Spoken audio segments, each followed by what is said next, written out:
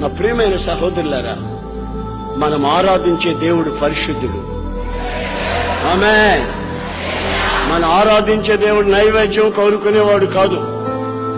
మనం ఆరాధించే దేవుడు మన హృదయాన్ని కోరుకుంటున్నాడు. మన చెడుతనం విడిచిపెట్టి మనం ఆయన ఆరాధించాలని ఆశిస్తున్నాడు. దేవుని భయము చేత మీ గుండె నిండి ఉండాలని ఆయన కోరుకుంటున్నాడు. చెడుతనాన్ని విసర్జించు, ఒప్పుకో, ప్రజల మధ్యలో ఒప్పుకో. ఉద్యోగం ఉంటే ఉంటుంది, ఊడితే ఓడుతుంది. ఇది అశాశ్వతమైన లోకం, శాశ్వతమైనది కాదు. నన్ను ఎంతమంది చెప్పారు, ఏమన్నా ఇది మాట్లాడుతున్నాం, ఎవరిని ఏమన్నా అంటారేమో, మాకు తడుపుట్టి మేము పరిగెత్తున్నాం, మేము ధైర్యం నిలబడ్డామంటే 5 రోడ్లు లేకుంటే 10 రోడ్లు ఎక్కడైతే నా బాబు ఉంటే ఉంటారు, అలా లేకపోతే అక్కడే ఉంటారు, ప్రభుత్వం ఉంటారు. ఏమైంది? అది శాశ్వతమైనది, ఇది అశాశ్వతమైనది.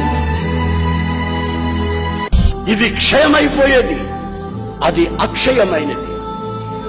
అక్షయతని ఆశించి ఆ తలంపులు నీ జీవితంలో ఉన్నట్లయితే దేవునికి భయపడి, ఏ దేవుడు ఆయన అంటాడు, నేను పరిశుద్ధులై ఉండులాగున మీరును పరిశుద్ధులై ఉండుడి. ఆయన పరిశుద్ధుడై ఉన్నాడట. అలా పరిశుద్ధత కలిగి మీరు కూడా ఉండండి అన్నాడే ఆ దేవుణ్ణి. ప్రపంచంలో దేవుళ్ళని పిలువబడే వాళ్ళు కోకొలలుగా ఉన్నారు.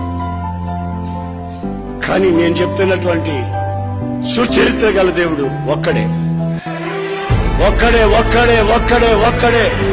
సవాలుగా చెప్తున్నాను, ఒక్కడే. ఆయన పేరే నజరేయుడైన యేసు. మనిషి జీవితాన్ని విప్లవాత్మకంగా మార్చగలిగిన వాడు, మనిషికి ఆరోగ్యాన్ని ప్రసాదించగలిగిన వాడు, మనసులో